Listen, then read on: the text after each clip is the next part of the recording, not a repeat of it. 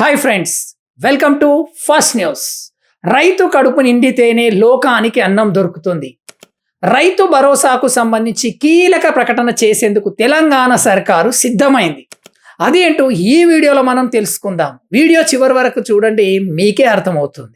ఈ పథకం కోసం రైతుల నుంచి కొత్తగా దరఖాస్తులు తీసుకోవాలని నిర్ణయించింది. 2025 జనవరి 5 నుంచి 7వ తేదీ వరకు గ్రామ సభలు నిర్వహించి అర్హులైన రైతుల నుంచి దరఖాస్తులు స్వీకరించాలని సబ్ కమిటీ ప్రభుత్వానికి సూచించింది.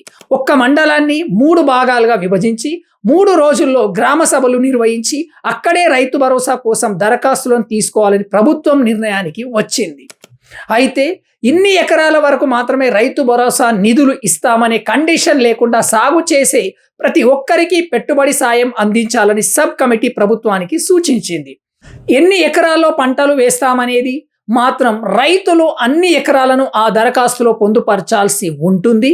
అధికారుల సర్వే, శాటిలైట్ మ్యాపింగ్ ద్వారా సాగు భూములను ప్రభుత్వం గుర్తించనుంది. ప్రస్తుతం రాష్ట్రంలో 10 ఎకరాలకు మించి భూమి ఉన్న రైతులు 92,000 మంది ఉన్నారు.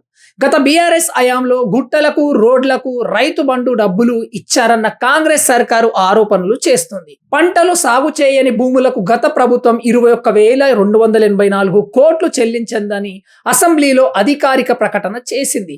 ఈ క్రమంలోనే రైతు భరోసా స్కీమ్కు మార్గదర్శకాలు కొత్తగా రూపొందించాలని నిర్ణయిస్తూ డిప్యూటీ సీఎం బట్టి విక్రమార్క ఆధ్వర్యంలో సబ్ కమిటీ ఏర్పాటు చేసింది. ధరణి పోర్టల్ ప్రకారం ప్రస్తుతం రాష్ట్రంలో 1,53,00,000 ఎకరాల వ్యవసాయ భూమి ఉంది.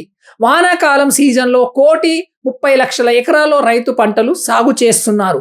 మిగతా 20 లక్షల ఎకరాల్లో పంటలు సాగు చేయటం లేదు. అంటే ఈ 20 లక్షల ఎకరాల్లో కొండలు, గుట్టలు, రాళ్ళు, రప్పలు, స్థిరాస్తి వెంచర్ల జాబితా ఉన్నట్లు ప్రభుత్వం గుర్తించింది. దీంతో రాష్ట్రంలో భూమి సాగు చేసే రైతులందరికీ తప్పనిసరిగా రైతు భరోసా పథకాన్ని అందించాలని మన తెలంగాణ ప్రభుత్వం నిర్ణయించింది.